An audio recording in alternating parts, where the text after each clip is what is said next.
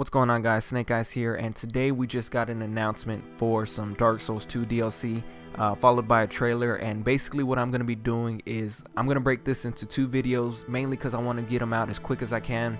And what I'm going to be doing is showing some still images, and I won't go over the trailer itself because I don't want the video to get taken down. So basically I'm just gonna break it down a little bit, offer my opinion on it, some things that I hope to get out of it, and hopefully you learn something, or if not, hopefully you can teach me something. But I'm gonna try my best to try to break it down as best as I can. Right off the bat, you see the character that's been in all the Dark Souls 2 DLC going up against a Haid Knight. So what I'm kind of hoping from that is that we actually get a little bit more story and detail with the Haid Knights. We already know a couple of things about them, but a little bit more would be really nice, and a little bit more in their background and all that stuff would be pretty awesome to the lore. And that's just kind of what I'm hoping out of that. It could just be filler, it could be just a fight just to kind of just pretty much just put it in there, but we don't know. And what I'm hoping out of that is that it means something and we can actually learn a little bit more about the Haid Knight. But like I said, it can go both ways because you only get to see them just this once. Immediately afterwards, you get the text of "It grows deeper still, the more flames you covet. The crowns hold the strength of lords from times long past." And that goes hand in hand with the whole DLC theme.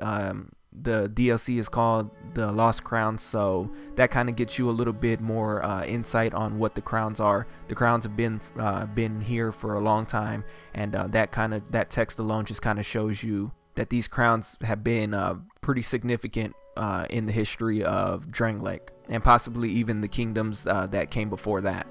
At first I didn't know what to make of this when I first saw it. It took me a while to kind of just pretty much go over it, mainly because it's so destroyed and I really couldn't make it out. But apparently it's the crown that goes hand in hand with the episode 1 Crown of the Sunken King. Like I said, I really didn't know what it was, but I'll go into what I guess led me to believe that it was the crown. But after that, you go ahead and you get the image of the second crown, which is tied into episode 2, the crown of the old Iron King. And then right after that, you get the third and final crown, which is tied into episode 3, which is the crown of the Ivory King. And then after that, it goes ahead and shows the title of the entire DLC, all 3 episodes, The Lost Crowns.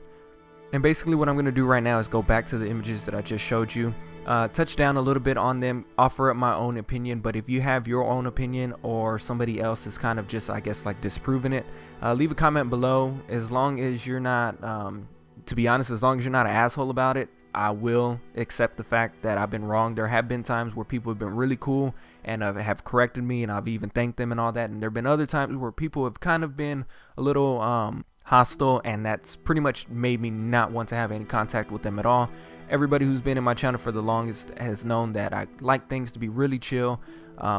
And if you kind of want me to get to reply to your comment and all that, it's best if you do it really chill, real calm. Accept the fact that people can be wrong at times, and especially since when people don't know too much about stuff, they can be wrong, pretty much going on their own speculation. But like I said, if you want to correct me, be chill about it. If you want to go ahead and leave a hateful comment, that's pretty much going to guarantee that I'm not going to reply. So I'm going to go back to that first image of the crown, and what kind of led me to believe that it was a crown was the simple fact that you get to see that little area right there. And if you look at the next 2 crowns, you get to see that they both have a gem on them. Each gem is kind of representative of the area that that they would be in. The old Iron King crown has pretty much an orange reddish gem, while the crown of the Ivory King has a blue gem. The crown of the Ivory King is pretty much located in a snowy area, and the old Iron King, it could be located around the Iron Keep. I'm not too sure about that, but it's safe to assume that each gem goes hand in hand with the area that you're going to be in. Another thing that I thought was pretty interesting was the fact that each crown looks exactly the same. Now, obviously, the only difference between those crowns is the gems and the fact that one looks a little bit more destroyed than the other. But one theory that I had that I'm going to talk about just a little bit was that each crown is actually the same. Now, the title of the entire DLC is called The Lost Crowns, but what I thought it was that it's actually just one crown that has pretty much withstood the test of time. And if this was some sort of time travel thing, basically what you're seeing right now is the same exact crown that Gwyn had, that pretty much has gone through time, and every single time that it's been on a new king. It's gotten a little bit more worn. They've put their own little, I guess, brand on it with the gem. and that's kind of what I got into it.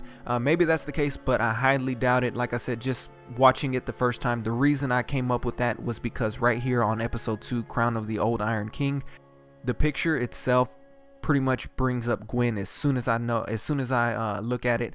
Now obviously it is the Old Iron King, but the reason that I thought it was Gwen was mainly because it just kind of looks like him from a distance, and the simple fact that the Old Iron King actually has a tie with Gwen in the actual game kind of led me to believe that that's what it was. And as you can see right here, the crown that is related to the Old Iron King is actually pretty much the one that's most intact. And then after that you go into the crown of the Ivory King, which is a little bit more worn and torn, and then finally the crown of the Sunken King, which is I believe supposed to be King Vendrick's era, and that one is pretty much the most damaged. It's missing a gem, and like I said, I didn't even know it was a crown until I started looking at it more and more times. Then I came to the conclusion that it was a crown.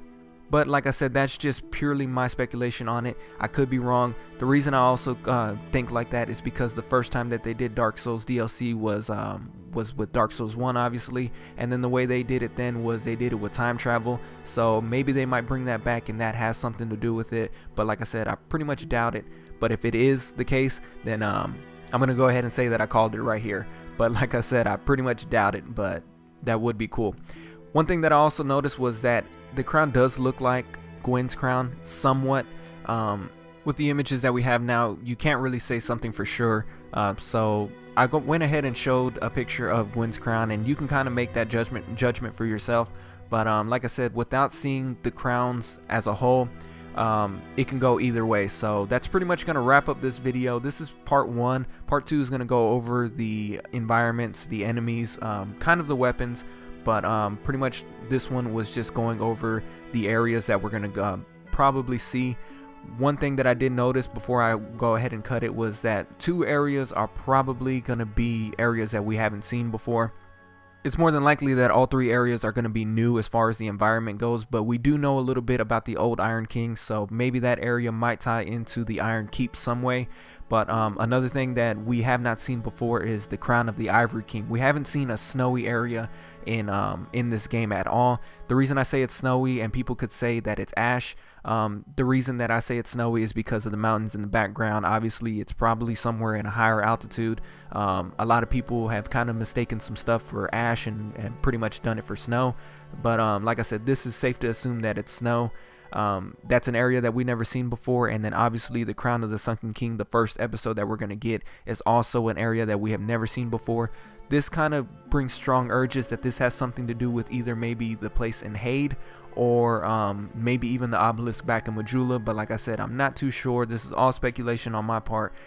We won't know until the release dates of the DLC, which the first episode is going to come in July, the second is going to come in August, and the third and final episode is going to come in September.